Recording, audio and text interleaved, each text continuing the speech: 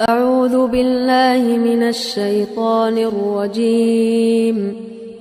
إن المسلمين والمسلمات والمؤمنين والمؤمنات والقانتين والقانتات والصادقين والصادقات والصابرين والصابرات والخاشعين والخاشعات والمتصدقين والمتصدقات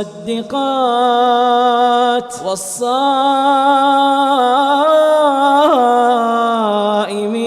والصائمات والحافظين فروجهم والحافظات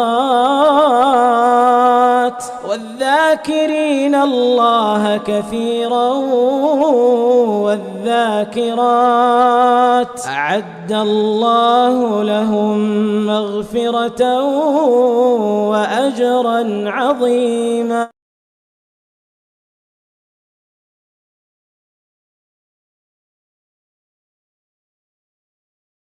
نحمده ونصلي على رسوله الكريم اما بعد فاعوذ بالله من الشیطان الرجیم رب اشرح لي صدری ويسر لي امری واحلل عقدۃ من لسانی یفقهوا قولی رب یسر ولا تعسر وتمم بالخیر.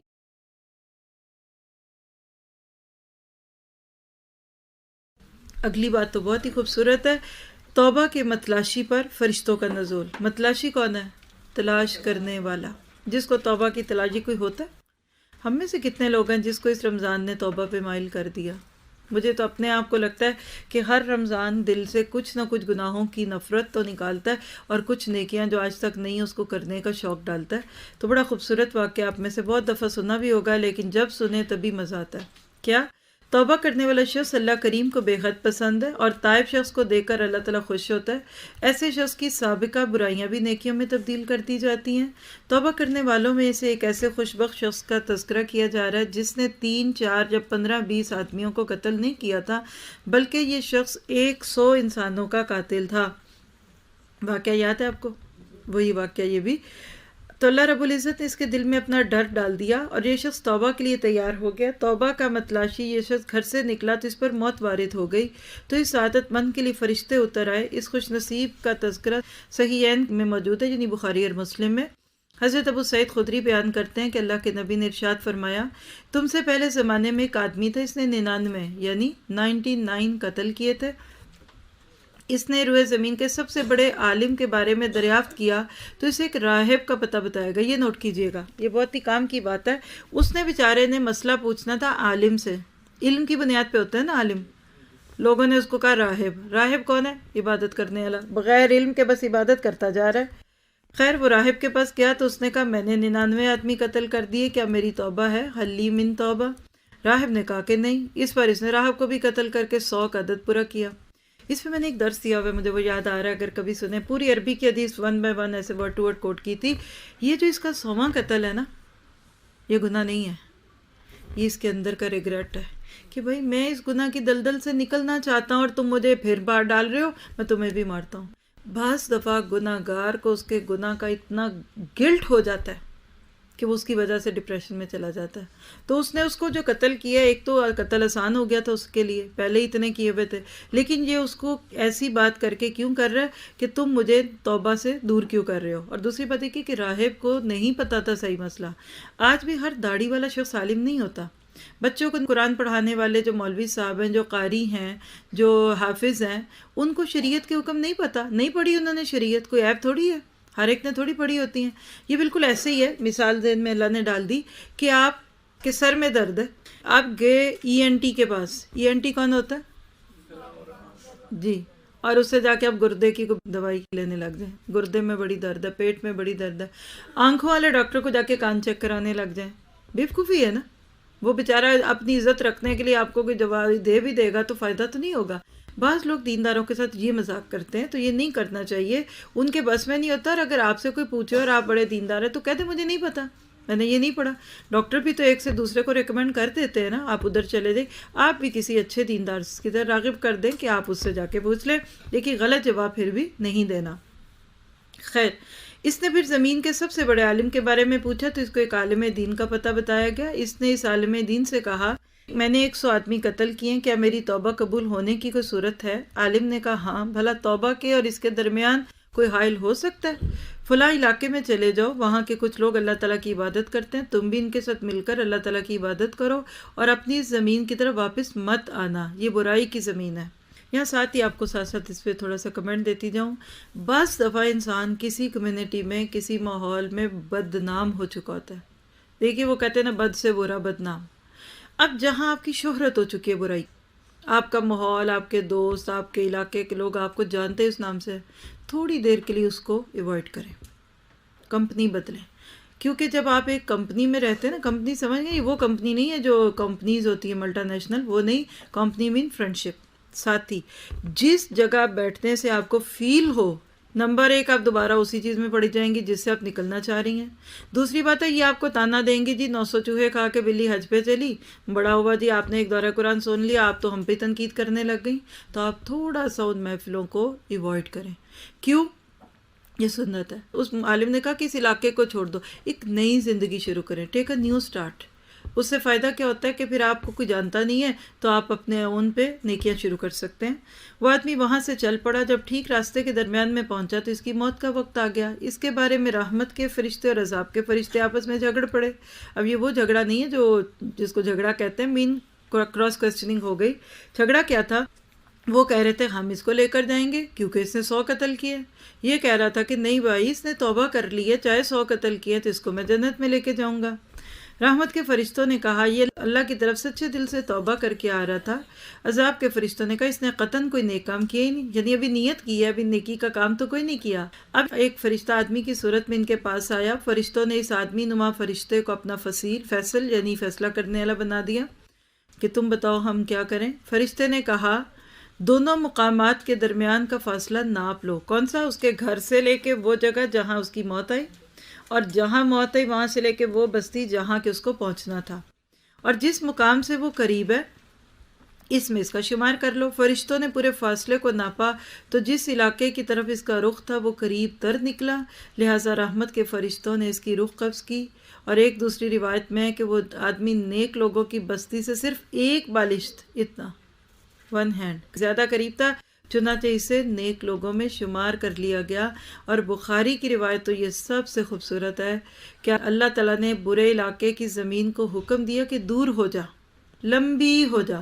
آپ کو پتہ ہے نا کہ رات کو زمین سکڑ جاتی ہے، دن کو پھیل جاتی ہے، تو حدیث میں بھی ہے آپ رات کو ٹریول کریں تو وہی سفر جو 3 گھنٹے میں وہ 2.5 گھنٹے میں ہو جاتا ہے. راتوں کو زمین شرنک ہوتی ہے، ڈیفینیٹلی ہوتی ہے. تو اللہ تعالیٰ اگر زمین کو اس وقت بھی کہہ دیں کہ لمبے ہو جاؤ تو ہو جاؤ، زمین کھنچ گئی. جیسے نرم چیز آپ چوئنگم میں اس کو جتنا مرضی لمبا کر لے، آٹا گوندا ہوا اس کو لمبا کر سکتے ہیں نا، تو زمین اللہ کے لیے کیا مشکل ہے، وہ تو ایسے کہے تو زمین لمبی ہو جائے گی. اور فرشتوں کو حکم دیا کہ ان دونوں علاقوں کا رقبہ ناپ لو. چنانچہ یہ شخص اس نیک علاقے کی طرف ایک بالش بھر قریب پایا گیا تو اس کی بخشش ہو گئی. کون ہے جو بندے اور توبہ کے درمیان حائل ہو سکتا ہے؟ اللہ تعالیٰ ہمیں توبہ کے سچے طلبگار بنائے تاکہ فرشتوں کی معاونت حاصل ہو اور ان کے نزول کی سعادت کو ہم پا سکیں. توبہ کرنے والے شخص کے بارے میں رسول اللہ صلی اللہ علیہ وسلم نے فرمایا التائب من الذنب کمن لا ذنب لہ. گناہوں سے توبہ کرنے والا ایسے ہے گویا کہ اس کے ذمے کوئی گناہ ہی نہیں. سبحان اللہ. اس حدیث کو آپ یاد کر سکتے ہیں، آج ہی یاد کر لیں ایک بار پھر. التائب من الذنب کمن لا ذنب لہ. تو اس کو یاد کر لیں گے تو بہت ہی پیاری سی روایت ہے، آپ کو بھی یاد رہے گی. توبہ سے متعلق اگر فرمان الہی کو پڑھ لیا جائے تو وہ اس حدیث سے بڑھ کر ہے کہ گناہ بھی نیکیوں میں تبدیل ہو جاتے ہیں. اللہ تعالیٰ نے فرمایا سورۃ فرقان آیت 70 الا من تاب وآمن وعمل صالحا فاولئک یبدل اللہ سیئاتہم حسنات وکان اللہ غفورا رحیما. سوائے ان لوگوں کے جو توبہ کریں اور ایمان لائیں اور نیک کام کریں، ایسے لوگوں کے گناہوں کو اللہ تعالیٰ نیکیوں میں تبدیل کرتے ہیں. اللہ تعالیٰ بخشنے والا، مہربانی کرنے والا ہے. تو اب یہ سب کچھ سن کر آپ کو مجھے کیا کرنا ہے؟ ہم توبہ کریں گے.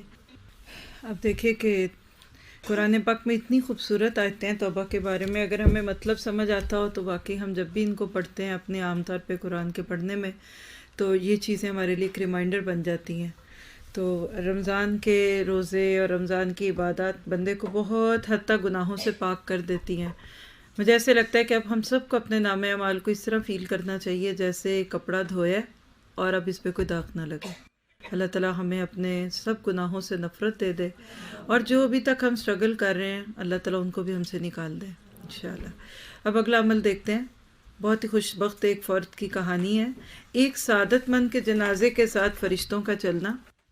یہ کون تھے؟ ایک سعادت مند جس کے جنازے کے ساتھ فرشتے چل رہے تھے، یہ صحابی رسول تھے، اور یہ شخص کتنی ہی عظمت کا مالک تھا جس کی خاطر اللہ کریم نے اپنے فرشتوں کو نازل فرمایا جو اس کی میت کے ساتھ پیدل چل رہے تھے۔ عہد رسالت میں یہ منفرد نوعیت کا جنازہ تھا۔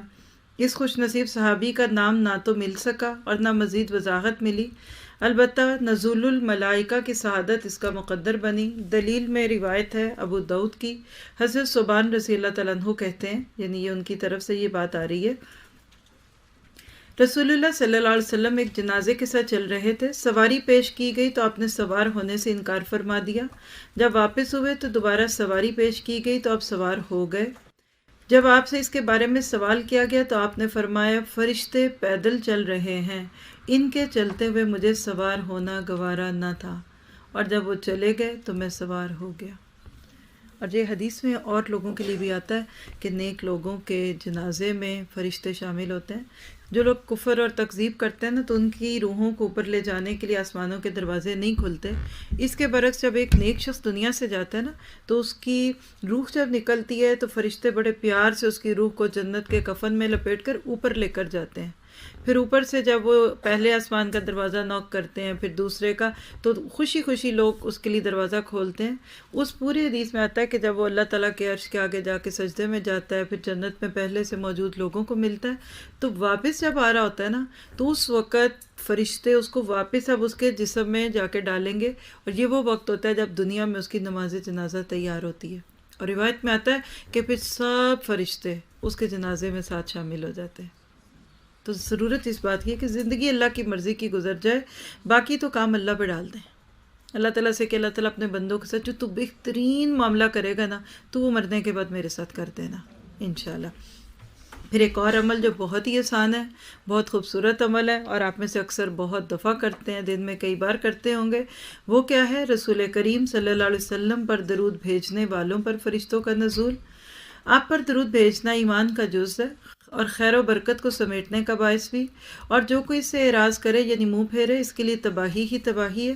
ایسا بدبخت شخص اپنے آپ کو ہلاکت میں ڈالنے والا ہے۔ درود پاک درجات کی بلندی، گناہوں کا کفارہ اور شفاعت مصطفیٰ صلی اللہ علیہ وسلم کا راستہ ہموار کرنے والا انمول تحفہ ہے اور غموں سے نجات کا نسخہ ہے، مگر درود پاک کے الفاظ کا مسنون ہونا ضروری ہے، یعنی وہی لفظ ہم پڑھ سکتے ہیں درود میں جو نبی صلی اللہ علیہ وسلم نے پڑھے ہیں جو سکھائے ہیں۔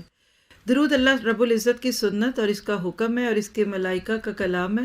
وہ سعادت مند حضرات جو درود پاک کو اپنا ورد بناتے ہیں، ان کے لیے کائنات کا رب اپنے معزز فرشتوں کو نازل ہونے کا حکم دیتے ہیں، اور وہ مقرب فرشتے ایسے سعادت مند لوگوں کو تلاش کرتے پھرتے ہیں۔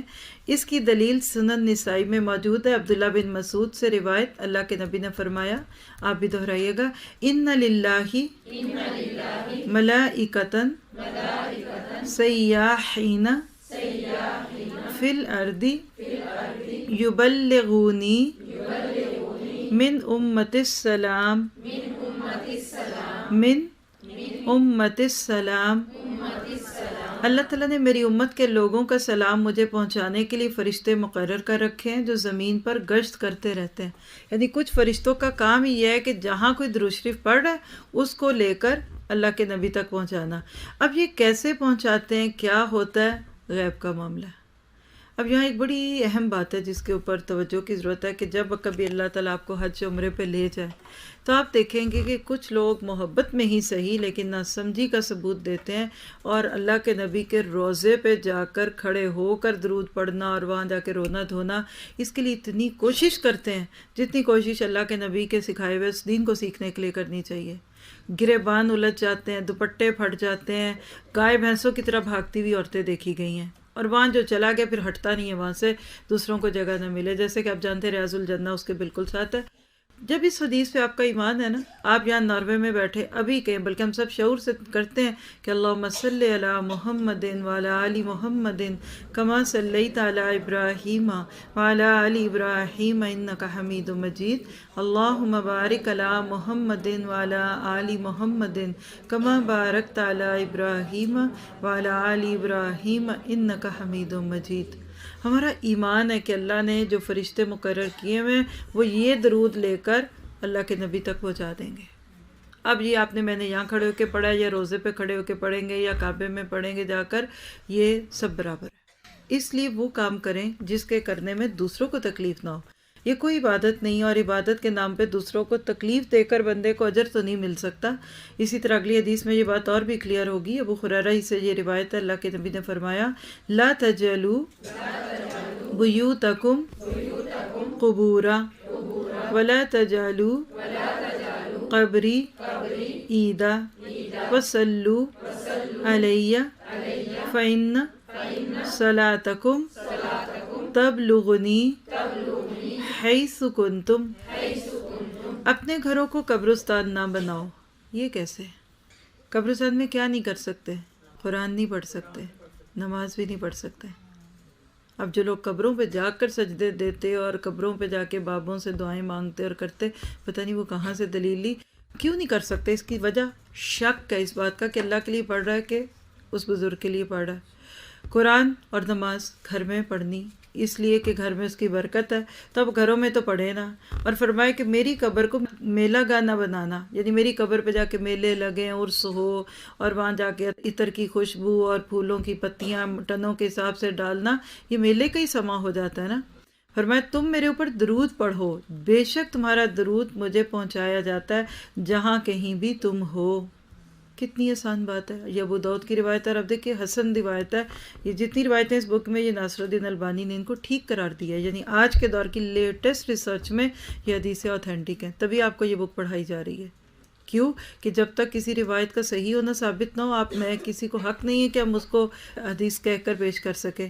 تو ضرورت کیا ہے اس بات کی کہ تقویٰ کے ساتھ، ایمان کے ساتھ نبی صلی اللہ علیہ وسلم کے حکموں کے مطابق زندگی بسر کریں، اور اس کے بعد پھر جہاں بھی ہوں گے وہ درود اللہ کے نبی تک پہنچایا جائے گا انشاءاللہ۔ اچھا، چھوٹا درود بھی آپ پڑھ سکتے ہیں، کبھی یہ پورا نہیں پڑھ سکتے نا ہر وقت، تو اللہم صلی علی محمد، یہ تو آپ کہتے ہیں نا صبح و شام 10 دفعہ فجر اور مغرب کے بعد ہے، اور صبح کی شام کی دعاؤں میں بھی آتا ہے اللہم صلی علی محمد، بس اتنا پڑھیے، اللہم صلی علی محمد، دیٹس اٹ۔ یہ بھی تو درود ہے نا۔ یہ جو ہم آپ کا نام سن کے کہتے ہیں نا محمد صلی اللہ علیہ وسلم، یہ تو لازم ہو جاتا ہے۔ جہاں بھی لفظ محمد آئے آپ کے لیے یا احمد آ رہا ہے جو کہ آپ کا نام ہے، جب یہ نام آئے تو اس پہ درود پڑھنا لازم ہے۔ آپ نے فرمایا کہ جبرائیل میرے پاس آئے اور آپ ممبر کی سیڑھیوں پہ چڑھ رہے تھے، پہلی سیڑھی پہ پاؤں رکھا تو آمین، دوسری پہ رکھا آمین، تیسری پہ رکھا آمین۔ صحابہ سمجھے کہ آج تک تو اللہ کے نبی سیڑھی چڑھتے ہوئے اللہ اکبر کہتے تھے، شاید حکم بدل گیا۔ بعد میں پوچھا تو آپ نے کہا نہیں، میرے پاس جبرائیل آئے تھے، انہوں نے کہا کہ اے محمد صلی اللہ علیہ وسلم، میں جو بات کہوں آپ اس پہ آمین کہیں، کیونکہ اس پہ ان کی طرف سے بھی یہی بد دعا تھی کہ وہ شخص جس کے سامنے میرا نام لیا جائے پھر وہ درود نہ پڑھے تو وہ تباہ ہو گیا۔ آپ نے کہا آمین۔ دیکھیے جبرائیل کی دعا اور نبی کی آمین تو کتنا بڑا کام ہے۔ پھر وہ شخص جس نے اپنے ماں باپ کو بڑھاپے میں پایا، دونوں کو یا ایک کو، پھر ان کی خدمت کر کے اللہ کو راضی نہ کیا، اس پہ بھی اللہ کی رحمت سے دوری، لعنت ہے۔ اور تیسرا کہ جس کی زندگی میں رمضان آیا اور اس رمضان میں وہ نیکیاں کر کے، عبادت کر کے رب کو راضی نہ کر لے، وہ بھی اللہ کی رحمت سے دور ہے۔ اگلے عمل پہ چلتے ہیں۔ ذکر الہی اور تقوی اختیار کرنے والے مسافر کے لیے فرشتے کا نزول۔ اللہ کریم کی رحمت کتنی وسیع ہے کہ جب اللہ کا بندہ سفر کی تیاری کرتا ہے تو اپنے سفر میں اپنے خالق و مالک سے ڈرنے کے ساتھ ساتھ اس کے ذکر میں مصروف ہو جاتا ہے، تو اس پرہیزگار بندے کا مالک خوش ہو کر اس خوش نصیب آدمی کے لیے ایک معزز فرشتہ نازل فرما دیتا ہے جو اس کا ہم سفر بن جاتا ہے، بلکہ اس کے پیچھے سوار ہو جاتا ہے۔ یقیناً یہ فرشتہ معاون اور مددگار ہوتا ہے جو مسلسل سفر ختم ہونے تک اس کی رفاقت میں رہتا ہے۔ اس عظیم مسافر اور اللہ کی راہ میں نکلنے والے کی عظمت کو امام طبرانی نے نقل کیا۔ عقبہ بن عامر سے روایت ہے، رسول اللہ صلی اللہ علیہ وسلم نے فرمایا، ما من راکب یخلو فی مسیرہ باللہ و ذکرہ الا ردفہ ملک ولا یخلو بشعر و نحوہ الا کان ردفہ شیطان۔ نہیں کوئی سوار علیحدہ ہوتا اپنے سفر میں اللہ اور اس کے ذکر کے ساتھ مگر اس کا ساتھی فرشتہ ہوتا ہے، اور اسی طرح نہیں علیحدہ ہوتا کوئی شعر گو یعنی برے اور غلط اشعار یا اس کی مثل کے ساتھ مگر اس کا ساتھی شیطان ہوتا ہے۔ سمجھ آئیے یہ حدیث؟ لوگ کہتے ہیں جب تک میوزک نہ چلے سفر کا مزہ ہی نہیں آتا۔ سفر والے گانے لگاؤ، خوبصورت مناظر والے گانے لگاؤ۔ سفر میں ذکر کرتے ہوئے سفر شروع کریں گے تو فرشتہ ساتھ ہوگا، اور اگر ساز آواز اور گانے بجانے کو زندگی کا حصہ بنا کر لگے تو آپ پر میں خود دیکھ سکتے ہیں کہ اس کا کیا انجام ہے۔ اور آپ دیکھیے کہ باہر سفر میں یا باہر جا کر تو کچھ لوگ زیادہ ہی اپنے آپے سے باہر ہونے لگتے ہیں۔ اور آپ سفر کی دعا بھی دیکھ لیجئے، کیا اللہ کے نبی صلی اللہ علیہ وسلم نے سکھایا کہ اللہم انی اسألک فی سفری ھذا التقوی والبر، اے اللہ میں تیرے سے سفر میں تقوی مانگتا ہوں۔ تو گھر میں تو سب ٹھیک ہوتے ہیں، آپ کو اسے باہر تب ہوتے ہیں جب باہر ہوتے ہیں، مستی بھی تو باہر ہی جا کے ہوتی ہے نا۔ تو اللہ تعالیٰ ہمیں گھر یا باہر ہر جگہ اس کی عبادت کرنے والا بنا دے۔ باہر جا کے آپ باہر کھلی جگہوں پہ تلاوت سنیں یا آپ میوزک سنیں، آپ کو اپنا آپ پتہ چل جائے گا آپ کون ہے۔ جیسے باہر کے سینز ہوتے ہیں، اگر وہاں تلاوت آپ کے دل کو خوشی دیتی ہے نا تو آپ مان لیجئے کہ آپ کے دل میں اللہ کی محبت ہے۔ اور اگر میوزک مزہ آتا ہے، جی میں تو گاڑی میں بیٹھتی نہیں جب تک میوزک نہ چلے، تو پھر آپ دیکھ لیجئے کہ جو بھی ہوگا اللہ تعالیٰ اس کے لیے بہتر کرے۔ دین کے طالب علم کے لیے فرشتوں کا نزول، آپ کی میری بات آ گئی، کیونکہ ہم سب طالب علم ہیں اور اللہ ہمیں مرتے دم تک طالب علم رکھے۔ دعا کریں اپنے لیے، پڑھیے ربی زدنی علما، ربی زدنی علما، اللہم انی اسألک علما نافعا وعملا متقبلا وشفاء من کل داء۔ آمین کہ اپنی دعا پہ خود یہ میرے پڑھانے پہ پڑھیے یا اپنے دل سے پڑھیے، شاید آج ہماری یہ دعائی قبول ہو جائے اور ہمارے دل میں علم کی طلب آ جائے۔ دین اسلام کا علم رکھنے والا اپنے علم کی تلاش میں نکلتا ہے تو اللہ کریم اس کی منزل کو آسان فرما دیتے ہیں، اس کا نکلنا اللہ کی راہ میں شمار ہوتا ہے۔ اس وقت بھی آپ کو پتہ ہے کہ آپ اللہ کے راستے میں نکلے ہوئے ہیں، فی سبیل اللہ، نہ تیر پکڑا، نہ تلوار چلائی، نہ کوئی ہتھیار پکڑا، لیکن آپ اللہ کے راہی ہیں۔ ایسے شخص کے لیے جنت کا راستہ آسان کر دیا جاتا ہے۔ یہاں بیٹھ کے جنت لینی آسان لگتی ہے کہ نہیں؟ بہت آسان لگتی ہے، لیکن جنت بند مٹھیوں سے نہیں ملتی، اس کے لیے مٹھیاں کھولنی پڑتی ہیں، قربانیاں دینی پڑتی ہیں۔ اور رحمان کے فرشتے اس خوش نصیب کے لیے اپنے پر بچھا دیتے ہیں۔ طالب علم کے اس عظیم مرتبے کو امام احمد، ابن ماجہ، حاکم، ابن حبان اور الطیالس رحمہم اللہ اجمعین نے نقل کیا۔ ابو درداء اور صفوان بن اسال سے روایت ہے کہ رسول اللہ صلی اللہ علیہ وسلم نے فرمایا، ما من خارج خرج من بیتہ فی طلب العلم الا ودعت لہ الملائکۃ اجنحتها ردن بما یصنع۔ جب بھی کوئی شخص اپنے گھر سے علم کی تلاش میں نکلتا ہے تو اس طالب علم کے لیے اس کے اس عمل سے خوش ہو کر فرشتے اپنے پر رکھ دیتے ہیں۔ محسوس کیا تھا اپنے گھر سے آتے ہوئے فرشتوں کے پروں پہ پاؤں رکھنے کو؟ لوگ تو ریڈ کارپٹ بچھاتے ہیں نا، لوگ تو پھول بچھاتے ہیں، اور کوئی پلکیں بچھاتا ہے اور کوئی نظریں بچھاتا ہے۔ اللہ آپ کے لیے فرشتوں کے پر بچھاتا ہے، آسان ہو جاتا ہے۔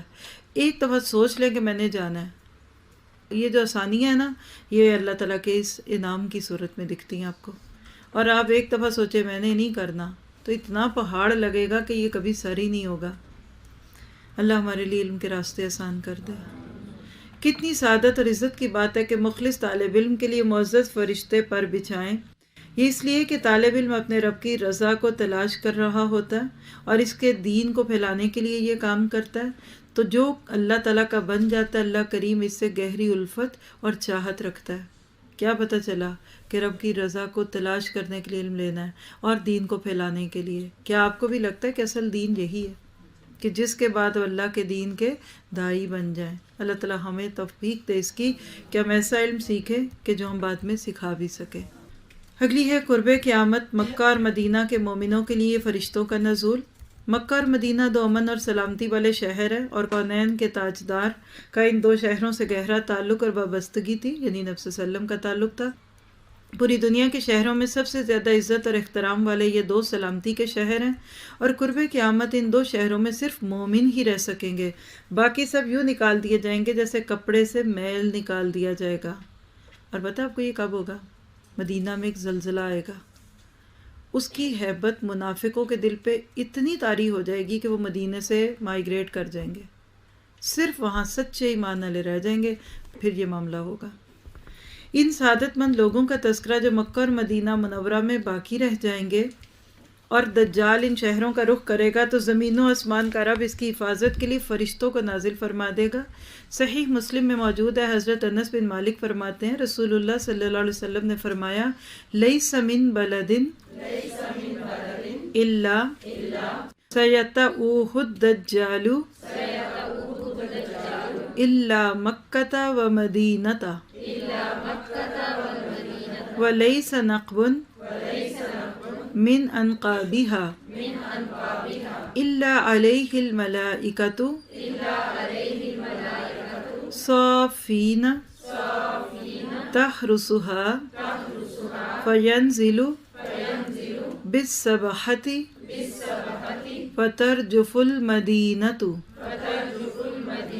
ثلاث رجفات یخرج الیہ منها کل کافر و منافق۔ کوئی شہر ایسا نہیں جس میں دجال نہ جائے سوائے مکہ اور مدینہ کے۔ اس کے راستے پر فرشتے صف باندھے کھڑے ہوں گے اور چوکیداری کریں گے۔ پھر دجال اس سرزمین میں اترے گا، مدینہ کے قریب، اور مدینہ 3 بار زلزلے سے کانپے گا، اور اس میں جو کافر یا منافق ہوگا وہ دجال کے پاس چلا جائے گا، یعنی ادھر سے نکل کر کسی دوسرے علاقے میں جائے گا اور وہاں دجال اس کو پکڑ لے گا۔ دوسری لمبی روایت میں کہ وہ کوئی بستی نہیں چھوڑے گا سوائے مکہ اور مدینہ کے۔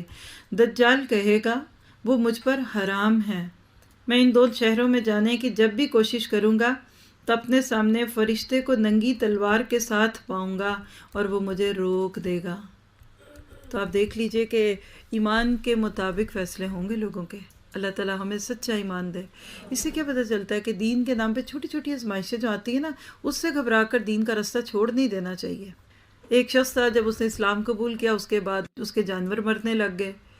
اسی طرح ایک کے بارے میں آتا ہے کہ بیماری آ گئی، پورا واقعہ ہے یہ، ہم سورۃ مائدہ میں پڑھتے ہیں۔ تو وہ لوگ یہ کہہ کر اسلام سے نکل گئے کہ ہمیں اسلام راس نہیں آیا، اور انہوں نے جاتے جاتے وہ اونٹ بھی چوری کر لیے اور ان کے چرواہوں کی آنکھوں میں سلائیاں پھیری اور ان کو اندھا کر کے ذبح کر گئے۔ اللہ تعالیٰ کے نبی نے پھر ان کو سزا دلوائی تھی۔ تو یہ دین کی چھوٹی چھوٹی آزمائشیں جو ہوتی ہیں نا، یہ میرے آپ کے ٹیسٹ کے لیے ہوتی ہیں کہ ہم کتنے فارم ہیں اور ہم کتنے سنجیدہ ہیں اس علم کو لینے کے لیے۔ پھر فکر آخرت اور ذکر الہی میں مشغول افراد کے لیے فرشتوں کا نزول۔ دعا کریں میں فکر آخرت لگ جائے اور ذکر الہی میں ہماری زبانیں تر رہیں۔ ملائکہ کے نزول کی سعادت سے فیضیاب ہونے والوں میں ایک خوش بخت وہ ہے جو ہمیشہ آخرت کی فکر میں اور اپنے رب کریم کے ذکر میں مشغول رہتا ہے۔ لیکن یہ کام انتہائی مشکل ہے۔ مشکل کا مطلب یہ نہیں کہ اس کو بالکل کرنا ہی نہیں، بلکہ ممکن حد تک فکر آخرت اور ذکر الہی میں مشغول رہنا چاہیے اور کوشش کرنی چاہیے کہ زیادہ سے زیادہ وقت فکر آخرت اور ذکر الہی میں گزرے، اور اپنے ایمان کی فکر کرنی چاہیے۔ جیسے حضرت حنظلہ رضی اللہ عنہ کو اپنے ایمان کی فکر لاحق ہوئی، ایسے ہمیں بھی ہونی چاہیے۔ ان کا واقعہ صحیح مسلم میں ہے۔ حضرت حنظلہ سعیدی کا جو کاتب رسول بھی تھے، ان کا بیان ہے، ایک دن ہم رسول اللہ کے پاس تھے، آپ نے ہمیں نصیحت فرمائی اور دوزخ کا تذکرہ کیا۔ آپ کے واعظ کے بعد میں گھر آیا اور بیوی بچوں سے ہنسی مذاق کیا۔ باہر نکلا تو مجھے ابو بکر صدیق ملے۔ میں نے کہا حنظلہ منافق ہو گیا۔ نافق حنظلہ کے الفاظ آتے ہیں حدیث میں، یعنی حنظلہ تو منافق ہو گیا۔ کیسے؟ یعنی جب ہم رسول اللہ کے پاس ہوتے ہیں تو آپ ہمیں جنت اور دوزخ کی یاد دلاتے ہیں، تو جنت اور دوزخ آنکھوں کے سامنے آ جاتے ہیں تو بہت کچھ بھول جاتے ہیں۔ ابو بکر فرمانے لگے یہی معاملہ تو میرا بھی ہے، شاید ہم بھی یہ سوچے کہ جو یہاں بیٹھ کر اس وقت دل کی حالت ہوتی ہے وہ باہر جا کے نہیں ہوتی، امیجینیشن میں تو ایسے ہی آتا ہے۔ خیر، دونوں اللہ کے نبی کے پاس گئے اور اپنی کیفیت بتائی۔ حضرت حنظلہ رضی اللہ عنہ فرماتے ہیں اللہ کے رسول حنظلہ منافق ہو گیا ہے۔ رسول اللہ صلی اللہ علیہ وسلم نے پوچھا کیا کہتا ہے؟ میں نے سارا قصہ بیان کیا اور ابو بکر صدیق نے کہا میری بھی یہی کیفیت ہے، تو آپ نے فرمایا یا حنظلۃ ساعۃ و ساعۃ لو کانت تکون قلوبکم کما تکون عند الذکر لصافحتکم الملائکۃ حتی تسلم علیکم فی الطرق۔ اے حنظلہ، یہ وقت کی بات ہوتی ہے، جیسے اب یہ وقت کی بات ہے نا، ہر وقت تو یہ اپرچونٹی بھی نہیں ملتی نا، جو اس وقت بھی بیٹھ کے غور اور توجہ سے سن رہے ہیں یہ وقت دوبارہ کہاں آنا ہے؟ نہیں آ سکتا نا۔ یہی آپ نے کہا کہ یہ تو ایک وقت ہوتا ہے جس وقت دل کی یہ حالت ہوتی ہے۔ اگر تمہارے دلوں کی حالت ایسی ہی رہے جیسے ذکر الہی کے وقت ہوتی ہے، جو کیفیت میرے پاس ہوتی ہے، تو فرشتے تم سے مصافحہ کریں اور تمہیں راستوں میں سلام کریں۔ یعنی اگر یہ قرآن کی محفل میں جو محفل ہے یا اللہ کے نبی کی زندگی میں آپ کی مجلس میں جو کیفیت ہوتی تھی، اگر یہی ہماری سب کی ہر وقت رہے تو راستوں میں ہمیں فرشتے نظر آئیں، وہ ہمیں سلام کریں، شیک ہینڈ کریں۔ ایک اور روایت میں آتا ہے لصافحتکم الملائکۃ علی فرشکم وفی طرقکم ولکن یا حنظلۃ ساعۃ و ساعۃ ثلاث مرار۔ یعنی آپ نے 3 بار یہ بات کی ساعۃ و ساعۃ، ساعۃ و ساعۃ، کہ وقت کی بات ہے۔ اگر تمہاری یہی حالت رہے تو فرشتے تمہارے بستروں میں تمہارے راستوں میں تم سے مصافحہ کریں، لیکن اے حنظلہ یہ وقت کی بات ہوتی ہے۔ آپ نے یہ بات 3 مرتبہ فرمائی۔ تو آپ کے میرے لیے اب میدان کھلا ہے، تقریباً 25 اعمال ہم نے پڑھ لی ہیں جو فرشتوں کو بلاتے ہیں۔ اب ذرا گو تھرو کراؤں گی بیچ کا ٹاپک، کیونکہ آخری ٹاپک پھر ہمارے عمل سے متعلق ہے تو اس کو زیادہ تفصیل سے لیں گے۔